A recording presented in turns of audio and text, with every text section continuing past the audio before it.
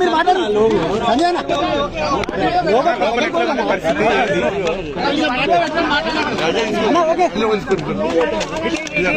మాట్లాడండి మీరు సైడ్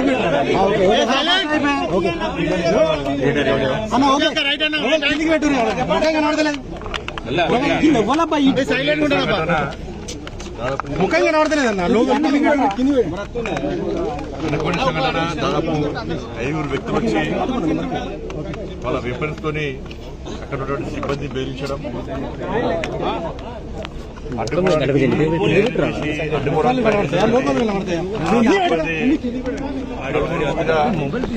కాల్పులు జరపడం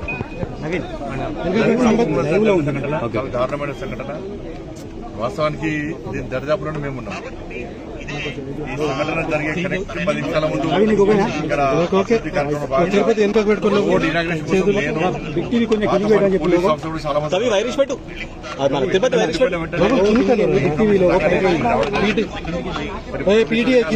రకాలుగా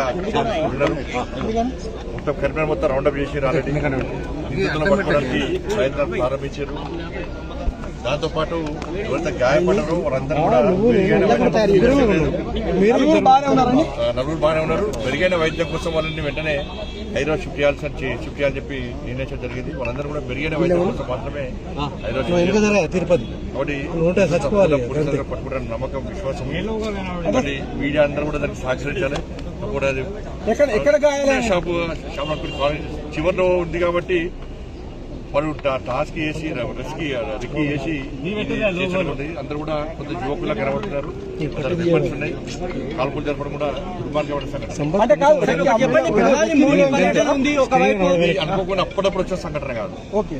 కాబట్టి అధికారులందరూ కూడా సీసీ ఫుటేజ్ కానీ ఈ దర్దాపు ఫుటేజ్ కానీ కమాండ్ కంట్రోల్ రూమ్ లో సీసీ ఫుటేజ్ కానీ అన్నిటి కూడా అధికారులు మరి చూస్తున్నారు. కూడా మొత్తం అన్ని సిబ్బంది స్టేట్మెంట్ రికార్డ్ చేసుకున్నారు. వాళ్ళ సిబ్బంది స్టేట్మెంట్ ఆధారంగా నిందితులు పట్టుకోవడానికి తప్పకుండా పోలీసు సక్సెస్ అవుతారు. నిందితులు దొరుకుతారు కూడా. తెలుగు రెండు భాషలు ఒకరికి భుజం ఇంకొకరికేమో కొంచెం చిన్న హెడ్ అయింది కాబట్టి ఇక్కడ నిర్లక్ష్యం చేయకుండా వెంటనే హైదరాబాద్ షిఫ్ట్ చేయాలని చెప్పి నిర్ణయించడం జరిగింది. సార్ ఎంత సొత్తు పోయింది సార్? ఎంత సొత్తు పోయిందని సొత్తు పోయింది ఇప్పుడు ఎంక్వైరీ చేస్తున్నారు.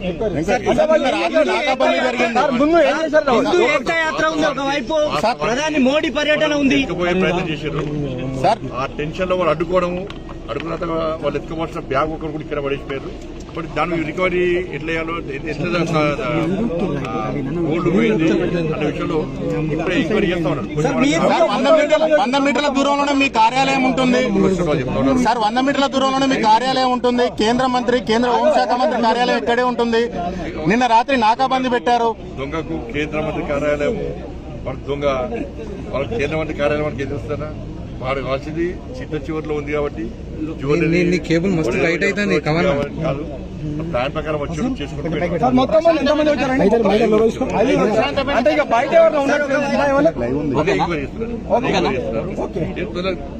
పోలీస్ అధికారులు కూడా సిపిఆర్ కూడా అధికారులు కూడా అంతా సీరియస్కున్నారు. అందరు ఆఫీసర్స్ అందరూ కూడా చాలా ఎక్స్పర్ట్ ఆఫీసర్స్, అందరికి అనుభవం ఉంది. ఎవరు తప్పించుకునే అవకాశం లేదని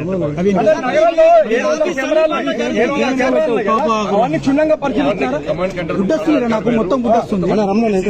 దగ్గర అందరు పోలీస్ అధికారులు అందరూ కూడా చెక్ చేస్తా ఉన్నారు. సార్ సిపి గారు ఏమన్నారు సార్ మీతో? పోలీస్ అధికారులకు అవకాశం సిపి ఏమన్నారు సార్? సీరియస్ వాళ్ళకి ఇవ్వాల్సింది అందరూ కూడా విజ్ఞప్తి. ఎందుకు కాల్పులు చేయాల్సి వచ్చింది? వచ్చేయండు 20 గ్రాముల చైన్ కావాలని చెప్పారు. మనకు వాటర్ ఇచ్చి చైన్ పడుతున్న తరుణంలో బయట ఇద్దరు వచ్చారు. మాకు కూడా గోల్డ్ కావాలన్నప్పుడు మిగతా ఇద్దరు కూడా లోపల పోయారు. కూర్చునే టైంలోనే గోల్డ్ చూపెట్టుకున్న టైంలోనే ఇంకా ఇద్దరు వ్యక్తులు లోపల పోయి అందరికీ డౌన్ చేసి అందరికి మాస్క్ వాళ్ళతో తెచ్చిన కాలం కట్టేసి వాళ్ళతో తెచ్చిన ప్లాస్టర్ మొత్తం అంటేయడం, బ్యాండేజ్ మొత్తం అంటేయడం. దాని తర్వాత సేల్స్ మేనేజర్ ఇంకో వ్యక్తి ఇద్దరు కూడా దీన్ని అడ్డుకునే ప్రయత్నం చేశారు. అడ్డుకునే ప్రయత్నం చేస్తున్న సందర్భంలో మా 5 వ్యక్తులు కూడా వీళ్ళది కాల్పడం, సేల్స్ మేనేజర్ మీద తల మీద కాల్పు జరపడం, మిగతా అందరూ భుజంగా కాల్పడం నిజంగా వాళ్ళు చాలా డేర్ చేశారు. నేను ఆ వీడియో విషయాన్ని దానిలో ఉన్న సిబ్బంది చాలా డేర్ చేసి అడుగునే ప్రయత్నం చేశారు. దానివల్లనే వాళ్ళు కాల్పులు జరిపారు. కాబట్టి ఆ కాల్పులు జరిపిన సందర్భంలో వాళ్ళకి గాయాలనే సార్ కేంద్ర దర్యాప్తు అందరి దగ్గర ఫోన్లు ఉన్నాయని చెక్ చేయడము, ఇప్పుడు బెదిరి చేయడం అందరూ కూడా సార్ మీరు కేంద్రం తరఫున దర్యాప్తుకు ఆదేశించారు. కేంద్రం దీనికి సంబంధం అంటే మీ కార్యాలయం అత్యంత సమీపంలో ప్రధాని మోడీ పర్యటన ఉందని కూడా హైదరాబాద్ కూడా ఇన్ని దశలు జరిగింది.